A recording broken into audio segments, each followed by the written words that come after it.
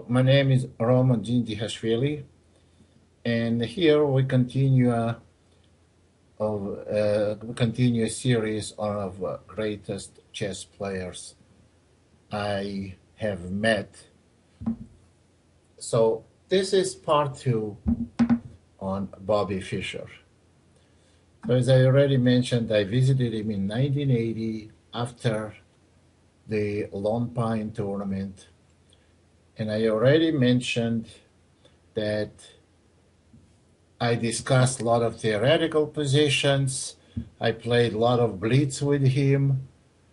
But also I mentioned that our meeting didn't end up on a good note because little stories when I explain it. So I left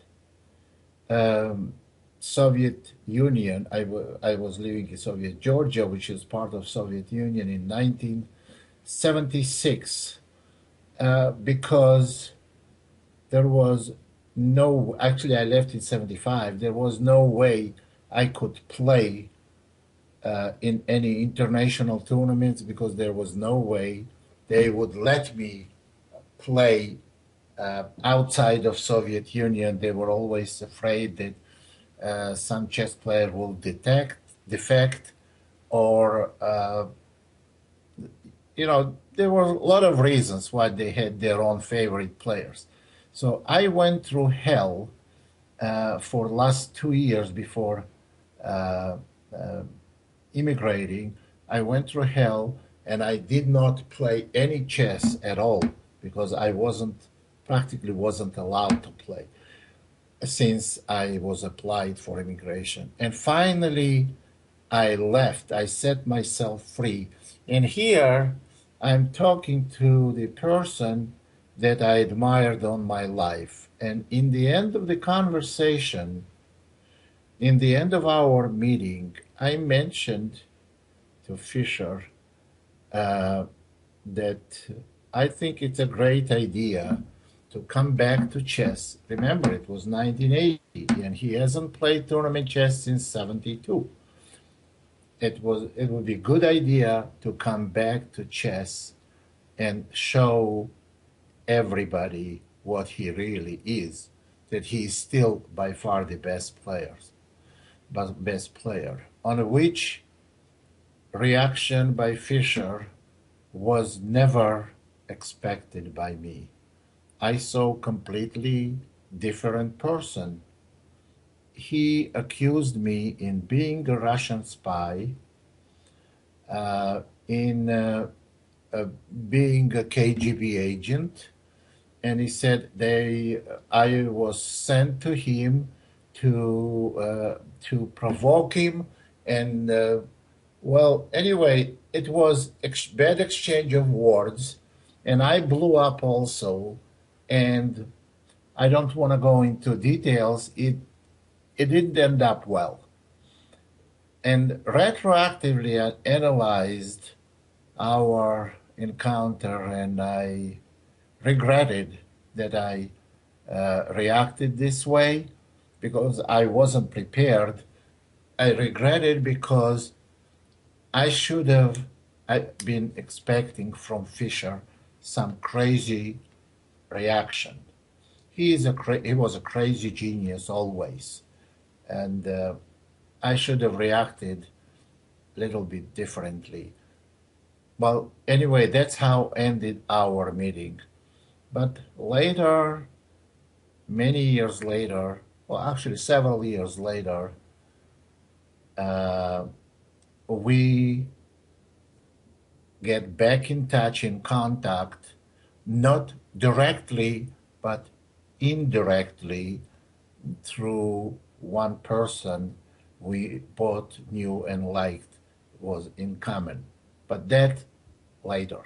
So for now, I want to show you one of the games that always fascinated me. And again, this is not one of the best games that was included by Fischer in his book. To me, it was one of the best games. Well, when you talk about best games in chess, I will tell you there are good games and bad games. Good games, bad games always stay bad games, but good games have many different categories. There are good game, there is okay game, very good game, and the best game. And it's always just like a food. It's a matter of taste. And in my taste, this was one of the best games Fischer ever played. It was played in 1967 in interzonal tournament in Sousse. So e4, e6, d3, d5, and knight d2. Fischer is trying to play King's Indian attack. And I want to tell you, this is the opening I have played myself as well. d3 and knight d2 setup is a King's Indian setup. I like this system specifically if black plays e6 first move. It's less attractive if black plays c5, d3, knight c6, and knight d2, because then black can go g6 and bishop g7. So the system makes a lot more sense when black has played e6, d3, d5, knight d2, knight f6, g3, c5, bishop g2, knight c6, and knight f3. Position is very well known in theory, but there are some fine points here. I don't know if they were known to Fischer in '67, but there was a lot of development in this opening after that. So after knight f3, bishop e7, white castles, and black castles. Now, more sophisticated way to play for black is b6. When e5 is not such a good choice, because knight d7, rook e1, and either bishop b7 and followed by g5, or maybe even g5 right away. And this is not such a comfortable position for white. That's why, but if black plays b6, good continuation is, I think, rook e1, and on bishop b7, in case black delays with a castling, then you shouldn't go e5, then we go e takes d. And now if knight takes d5, good continuation is always knight b3, and in case of castling, white has better position. I've played like this several times. c4, and after knight moves, then d4. White has slightly better position here. But black castled, and then that's a signal that white can go e5, because after e5, knight d7, and rook e1, g5 is not playable any longer because it makes terrible weaknesses on king's side. Of course, it's out of question, and that's what makes e5 good, e5 move good. After rook e1, b5 was played. Obviously, white is trying to organize attack on a king side, and black is looking for counterplay on the queen side. Knight f1, b4, h4, a5, and bishop f4. Bishop f4 was played just to have an extra protection for the pawn, that white's pieces can maneuver easily on the king side. A4. And here is a little bit of a controversial move. Well, when I used to play this, I normally don't make any moves with the pawns with the white on a queen side. And this is known rule. When you attack on one side and your opponent attacks on the opposite side, general rule says that you don't make any moves on any pawn moves on that side, because that's the way your opponent is going to open files quickly. But later, after I stopped playing that, more and more players play A3 in this position. And the reason they play A3 lately is because they don't want, for example, if we go knight H2, A3, B3, they don't want black to have comfortable square on D4, and in some cases, maybe even black knight going to A7, B5, and C3, having weakness on A2.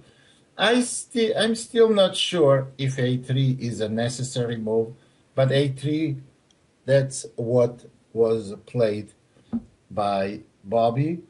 And actually, I think the reason why everybody started playing A3, because Fischer played A3. That might have been the pilot game when White started playing A3. So A3, B takes A, and B takes A. Of course, not rook takes A3, which will allow C4 attacking the rook on A3. So B takes A, knight A5, and now the move that I'm not sure about this move. I don't really like White's move, knight E3. That was played. White wants to go to G4 with the knight, perhaps, but then D4 was played, and Fischer went back to F1. Well, I understand what he achieved. He achieved the weaknesses on E4 and C4 squares, and perhaps he wants to play knight F1, D2, and then knight D2 to E4. So anyway, knight F1 was played, and after knight B6, knight G5, queen H5 is coming, and after knight D5, bishop D2, black has to figure out what they're gonna do about their king side. Bishop takes G5, bishop takes G5. That's another controversial decision. I've had not exactly same position, but similar. And when I played knight G5, and eventually, sooner or later, black is going to have to take on G5. I was taking with H pawn, and then playing, just to give you an example, knight H2, going to knight G4 and knight F6, trying to bombard the black's king side. HG could have been okay, but I like in this particular position Fischer's bishop takes G5 move better. Queen D7, queen H5,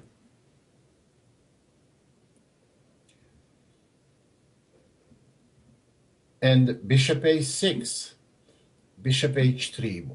Those moves were played even earlier. So bishop H3, well, I'm not sure why do we need the bishop on H3, but those moves were played. The reason why I like this game so much is the way the attack was performed. Rook Fc8 from now on. Knight D2. And a bad move by black. black played knight c3. Obviously, this move is very most natural move, knight c3. What should have been played is c4, but let me tell you why knight c3 was played. In this position, black sees that white already has very dangerous build-up on a king side. And knight is coming from d2 to e4 and f6. So they tried to prevent the exchange of those knights if knight goes to e4. However, c4 must have been played, had to be played, and then after knight takes c4, pawn takes c4, and bishop takes c4, white is still much better. After queen g4, bishop can go to f6, also pawn on d4 is hanging, but at least black is not in immediate danger.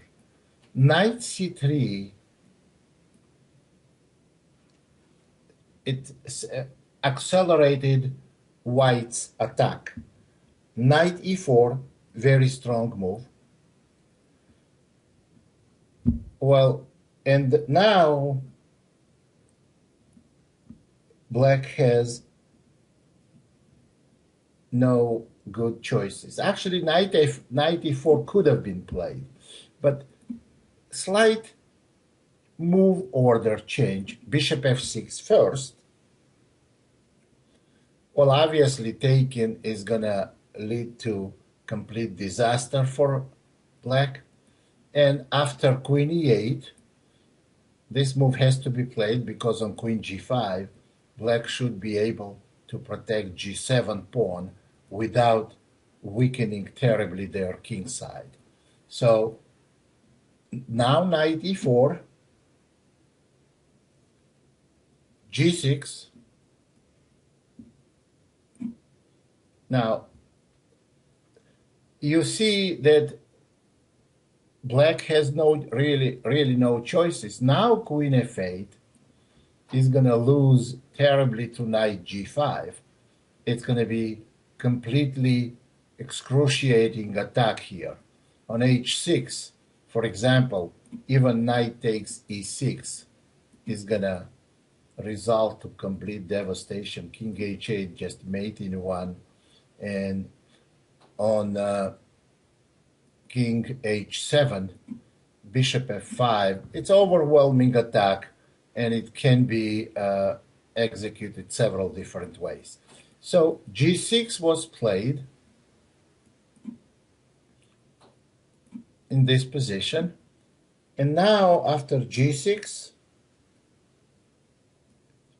I'll be played queen g5, not queen h6, because it will let queen come to f8 with a tempo, because obviously the last thing white wants is to exchange queens. So after g6, queen g5, knight takes e4, rook takes e4. Well, I think in this position, it's just matter of time whether black, matter of time when the black king is going to get mated. And rook takes e4, c4, h5. h5 threatens to open the h file and bringing the rook to h4. So here, nothing can stop white's attack. Rook h4, rook a7. Well, I want to point that something like d takes c will lose immediately after h, and simple rook takes h7. This is nothing short of a mate. Well, something like c1, for example, we just take and go king h2. Now there is a threat of rook h8, rook g7, queen h6, and if white takes, it's just a very simple mate. So what happens still? Black found a temporary defense. They went rook a7. Instead of dc, they went rook a7. After rook a7, Fischer prepares some deadly mating combination, bishop g2. Bishop g2 is hard to understand move. Well, according to a computer program, bishop g4 mates in 12 moves, but this was hard to see in the game.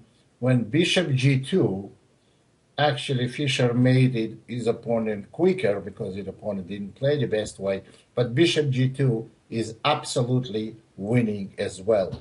That's why a lot of times you see the winning combination and you see the forced win, and then they will tell you, you know what, this is a mistake. You could have won quicker.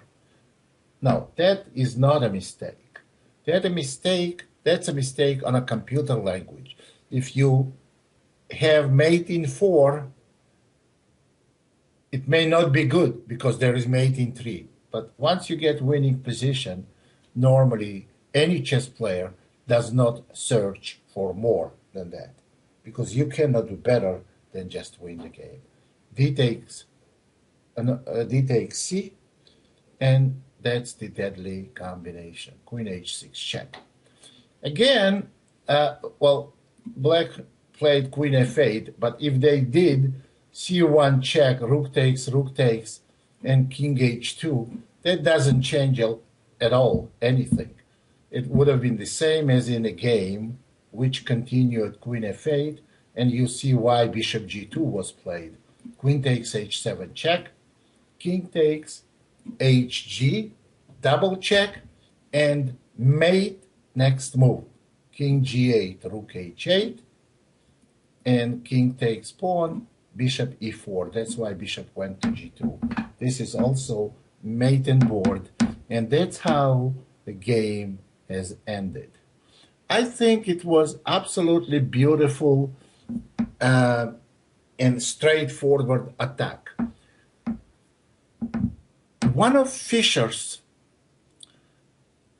biggest, strongest point was he was very straightforward attacking player. If he had an attack, he would never turn back because he will continue all the way with this attack. What I mean by that, it may sound a little amateurish statement, but let me explain myself what I mean by that. When he attacks, he believes in his attack. Then what he is doing is he makes absolutely best moves. His calculating ability was uncanny. So he makes absolutely best moves. And he was very rarely assessing his chances incorrectly.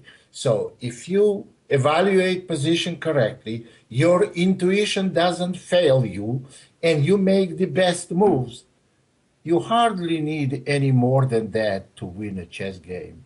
And that's exactly what was his main strength